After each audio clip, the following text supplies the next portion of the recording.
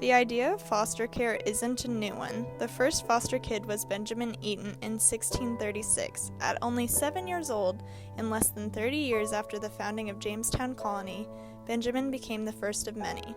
Now, you may be wondering why we chose to talk to you about this.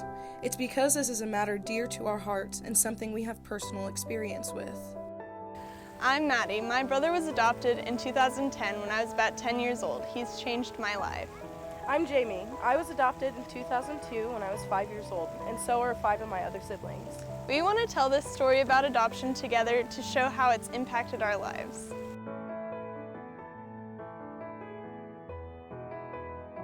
So what made you want to adopt? Okay, well, we tried for a long time to get pregnant again after I had my daughter, the first time, and we were not able to get pregnant again. And so we looked into a lot of different options. We looked at egg donation and in vitro and artificial insemination. We tried a couple of those things and they just weren't working. And so we finally started considering adoption. And we heard about Christian, who we ended up adopting, and knew that he was in foster care. So we decided to go that route. It was pretty awesome. I was super excited to meet him. We had heard about Christian through a church friend, and they had told us that he was in the foster care system, but that his parents' rights were definitely going to be terminated. So we were interested in him because we knew that eventually he would be ours permanently. Well, it took a while. We had to go through some classes first that were adoption preparedness classes. It took about 8 weeks, I think, to go through all the classes and get our certificate that we passed. And then we had to have our house inspected. They had to come out and make sure it was a safe place to live. So we had to, make sure all of the electric plugs were closed off, and we didn't have any doors that he could exit, and get out to a pool area or anything like that. Had to make sure all the dangerous cleaning products and stuff were put away out of his reach, that kind of thing. And then we just had to fill out a lot of paperwork and go through that process. So we got Christian as a foster child when he was 19 months old, and his parents' rights were not terminated for like another 2 years. So it actually took about 3 years before his adoption was final. So it took a while. He has several other half siblings. They don't have the same dad, but they have the same mom. And that was one of the reasons that we knew that Christian would eventually be able to be fully adopted, is because his other siblings had already been taken from the mom and been adopted out by other people. So that was one of the reasons that we knew Christian would someday be available for adoption. So it's kind of interesting to think about the fact that there might be some other kids out there that look just like Christian that we haven't met, but hopefully they're doing well. When we first met Christian, we could tell he was a little delayed and maybe wasn't developing normally, but we really just thought that it was because he had been neglected as a baby, and that hopefully by the time he got into our home and had a good environment and a safe environment, that maybe he would catch up and be okay. But as time went on, we actually discovered that he does have autism and he does have a learning disability. So that was a little surprising, but we still just love who he is and the personality he is. He's amazing, so we're just thankful for him. It is an amazing experience, and it's definitely worth the time and the effort to go through it. We love our son just as much as we love our daughter, and it was totally worth all the time and energy and effort to get him as our son. Oh, I love you. I love you. You're so sweet. Got a camera now that you're in the screen? Yes. Bye, camera. Bye, people. Adoption can change the course of someone's entire life. 135 kids get adopted every year, and I was lucky to be one of them. When did you adopt your kids? We'd been married 8 years. We got a notice up on the bulletin board at church about adoption, and the notice listed a bunch of common misconceptions about adoption. Misconception number 1, you have to make a ton of money. You have to own your own home. You have to have a college degree. You have to, there were just a whole list of things. And they said, these are all false. We have lots of kids that need homes, and if you're interested, give us a call. And I took the paper off of the bulletin board. Nobody else got to look at it. How's that? And took it home and tucked it away in my dresser drawer and prayed about it and talked to Daddy about it. And he said, of course. How long was that that you prayed about it until we talked? Probably 2 months. Really? Was it that long? Probably 2 months. And because we had said that we always wanted to adopt, it was kind of in our life plan. We didn't necessarily plan things the way that they went. We always figured we would have kids and then adopt kids. Yeah. That's kind of the plan. Right? Yeah. And that's just not the way that it worked out. We need kids that are ready to be adopted, because there are kids, people don't know that, but there are kids that are technically wards of the state. And I don't think that people like to use that terminology anymore, but that's really what they are, that are not in foster care because they're in a short-term deal. They're there because their parental rights have been terminated, and that's Waiting to be adopted. they're waiting to be adopted. We said 468, and she called us, and you guys were 469, almost 10, and she put us in touch with your foster family. And we went down to DHS and we had a big meeting where they present you guys, and we got all kinds of paperwork and family history, and these are the things that they're great at, and these are the things that they struggle with, and kind of what do you think? So she told us that y'all went to this particular restaurant, usually Sundays after church, and so we took Grandma and we got there early, and we sat in a booth next to the windows, and we could see y'all coming from the parking lot. And don't you know, Christopher ran right up. He was just running. He ran right up. Right next to us. Popped his face on the window. Trying to Just see looking inside of the around, place, looking right at us. And he was looking right at us. He was right there at our window. It was really pretty cool. After we met you guys, she said, okay, it'll be like 2 months.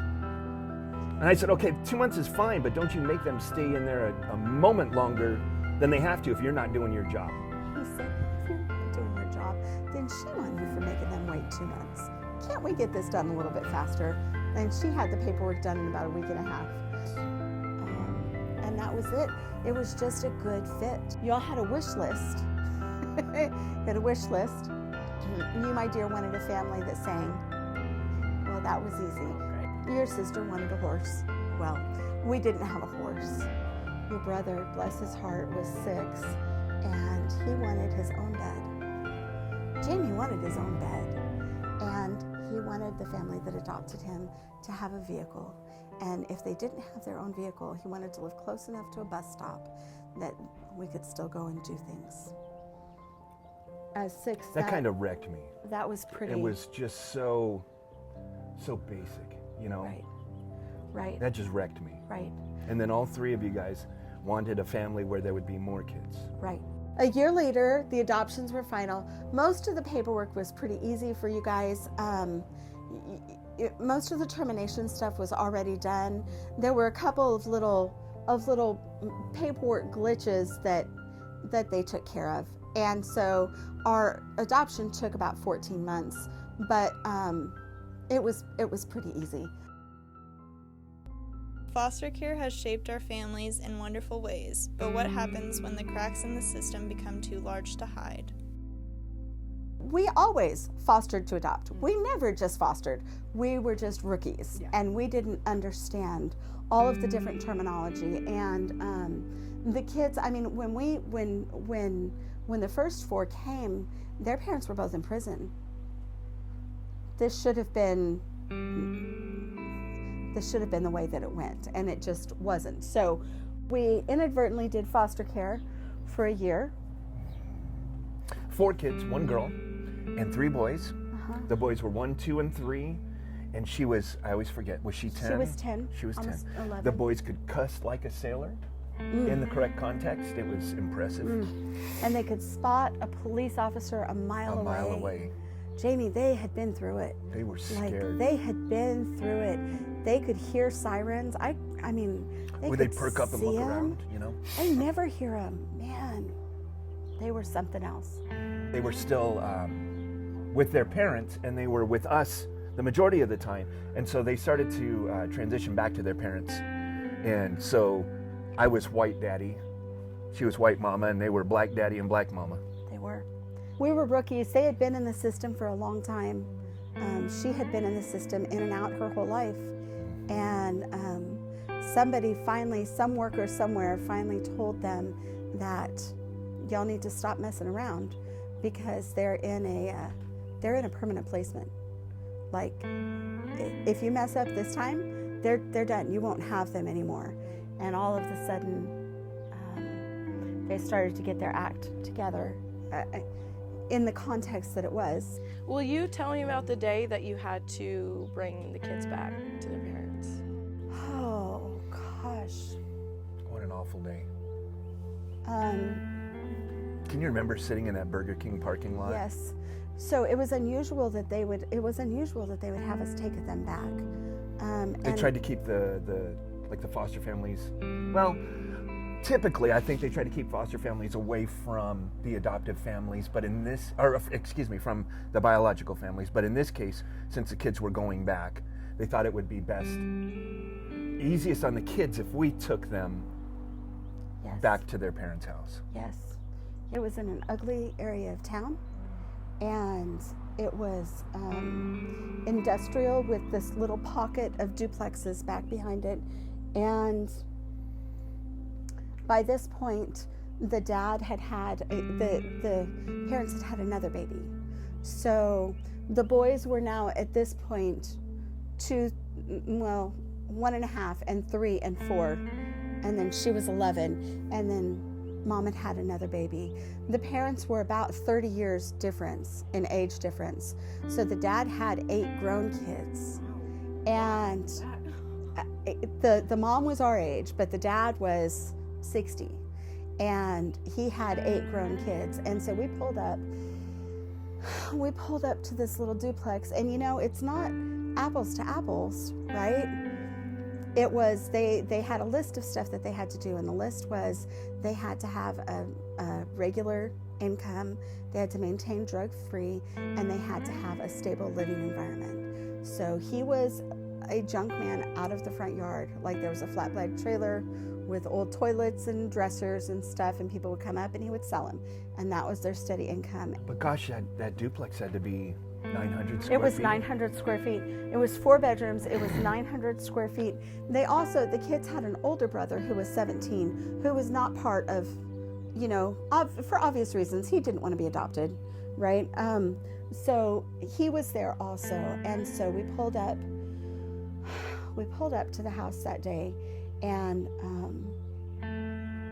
there was no banner saying welcome home out front. And there were no balloons or party hats, or the dad came out of the house, and he probably the girl opened the door I would assume so. of our van, and he poked his head in, and he said, "Girl, have you got your work cut out for you?" Turned around and walked inside. He didn't lift the little boys out of their seats. He didn't hug and kiss. He didn't I'm take a so suitcase? glad to see you. He didn't take a suitcase. He did nothing. He said, "Girl, have you got your work cut out for you?" It was almost like it was her fault. Oh. Like the way that she spoke to her, it was almost like he was blaming her for everything. Oh. Don't you suppose? Oh, it was just. He didn't say hi to me. He didn't make eye contact with either one of us. Acknowledge us. And then, so right after he went inside, and then as I was kind of gathering their stuff, the 16, 17-year-old son came out to help me carry stuff, didn't he? Yeah. He helped us carry stuff in. We walked inside, and they had, I believe it was the baby, and then all 3 of those boys in one bedroom. But it was a small room. You walked in, and the beds were just They're lined little up. toddler beds, boom, boom, boom, in a crib. There are people out there that do foster care, right? And so kids come and go, and they just have a store of stuff in their garage or whatever that they just kind of shuffle through for the different needs. Well, that's not what we were doing. That's not what we signed up to do. And so they had stuff. Like they had wardrobes, and they had toys, and they had books, and they had photo albums, and they had all of this stuff. And we brought their last stuff, and they opened up the closet in the bedroom. They moved one of the beds out of the way and opened up the closet in the bedroom, and they had just stuffed it all in there. Like, I don't know if any of their stuff ever got unpacked. It's just like it's gonna make me cry. Just, I was in foster care for not that long, but I know how hard it was, and you just, as a kid who is in an environment that is not stable with people that don't really love you, what are you supposed to do? The road to a forever family is not always an easy one, but a good foster home can make or break a child's future. We had 37 foster kids in about that 2.5-year or 3-year period. We had long-term placements, we had emergency short-term placements, but all together was that many. So state law was, we were in Tennessee, at that time was only 6. We frequently had 7 or 8. We frequently had 7 or 8 because there weren't enough parents, there weren't enough quality parents. Sometimes kids were taken from homes that they thought they would be foster parents, and the homes would have to get shut down for various reasons because, you know, they didn't do what they needed to do. I was working full-time at one point, and, you know, you'd get off of work on a Friday, and of course Fridays is when you got calls, you know, because so-and-so's had, been beat by mom and dad, or, you know, whatever. I mean, Fridays were just notorious when you were getting calls, or you had an emergency placement or whatever, and you're tired and you've got 6 kids already in the house, and but what do you do, you know? So you can say no, you know, and not take somebody, but we never did. I never did. I mean, I always took them because I figured no matter what was hard for me, it was way harder for them. So we dealt with 3 states through this journey. We dealt with Tennessee, Colorado, and then New Mexico, right? And I think that of those 3 states, some of the states get it better than others, my experience. Sometimes when all those strengths come together, the system works well. And sometimes when all the weaknesses pile up on one side, I think the system doesn't work well. I have seen children that should have been removed from homes, not. And those children aren't with us anymore. I have seen bad homes get closed down when they should have. Maybe should have been closed down sooner, but still got closed down. I have seen kids returned home that shouldn't have. And I've seen kids not returned home that should have. Every single one of these kids have experienced extreme trauma, and it's not dealt with. And it's years then before we ever we're able to get on top of it, to begin to deal with trauma. It always came down to one thing for me. For me, it was just about saving one more, just saving one more. I can't fix it all. None of us can fix it all. We can't. The adoptive parents, we can't fix it. The system can't fix it. The whole mess is broken, but we can provide an opportunity for something to be better. This isn't always how it has to be. Knowing there's a problem is the first step in finding a solution. Just like everything in life, the adoption system is made up of both the good and the bad things. However, a few cracks doesn't mean that it needs to be destroyed entirely. Now's our time to fix it so we can build stronger foundations for generations to come. Together.